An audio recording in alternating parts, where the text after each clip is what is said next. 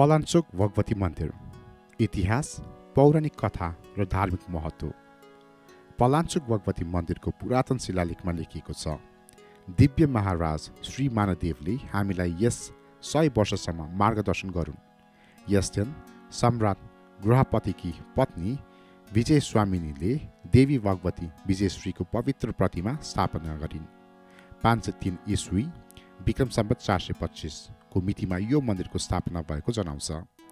अभिषेकपछि जगपङपुर, जसलाई अहिले पलाञ्चोक भनिन्छ, श्रद्धालुहरूको प्रमुख स्थान बनेको थियो। पौराणिक कथाअनुसार मन्दिरको स्थापना संयोगले भएको थियो। देवी भगवतीले लिच्छवी राजा मानदेव प्रथमलाई सपनामा काभ्रे जिल्लाको बुच्छाकोट गाउँबाट उत्तरतर्फ आफ्नो प्रतिमा सार्न निर्देशन दिएकी थिइन्। राजा र रानीले यो ईश्वरीय सन्देशलाई पछ्याउँदै यात्रा थाले, तर साँझ परेपछि उनीहरू जगपङपुरको पहाडमा बास बसे।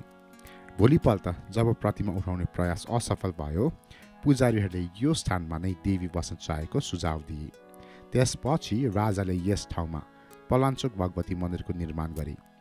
आज पनि हरेक वर्ष वैशाख वा ज्येष्ठ शुक्ल पूर्णिमाका दिन बुच्छाकोटका गाउँलेहरू मन्दिरमा क्षमा पूजा गर्न जान्छन्। नवदुर्गाको रूपमा मानिने पलाञ्चोक भगवतीलाई दैनिक 3 रूपहरूमा देख्न सकिन्छ। बिहान उनलाई माता दुर्गाको रूपमा पूजा गरिन्छ, दिनमा सरस्वतीको रूपमा र रातमा उनी कालीको रूपमा परिवर्तित हुन्छन्। दैनिक अनुष्ठानमा बिहानको प्रार्थना र साँझको आरती समावेश छ। विशेष अवसरहरूमा बलि दिने परम्पराले यो मन्दिरलाई विशेष बनाएको छ। दसैँ पर्वमा भैँसी, बोका, कुखुरा, हाँस र भेडाको बलि चढाइन्छ।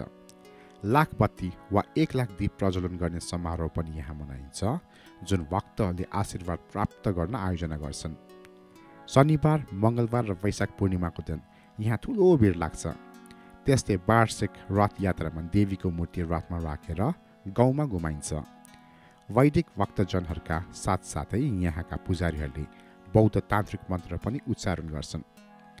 मुख्य मन्दिरबाट 5 मिनटको दूरीमा रहेको कालिका मन्दिरमा भगवती दिदी कालिकाको प्रतिमा छ।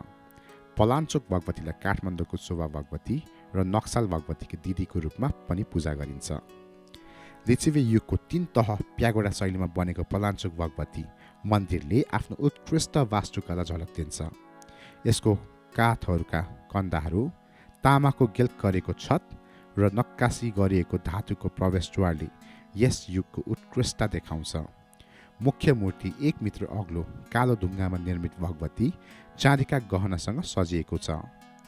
काठमाडौँबाट 56 किलोमिटर पूर्वमा रहेको यो मन्दिरले पाँचखाल उपत्यका, हरिया खेत र तल बगिरहेको रवि खोलाको सुन्दर दृश्य प्रदान गर्छ। स्थानीय भोजनालयहरूमा सेलरोटी जस्ता परम्परागत खानाका साथ यो क्षेत्र पर्यटकहरूको लागि आकर्षक बनेको छ।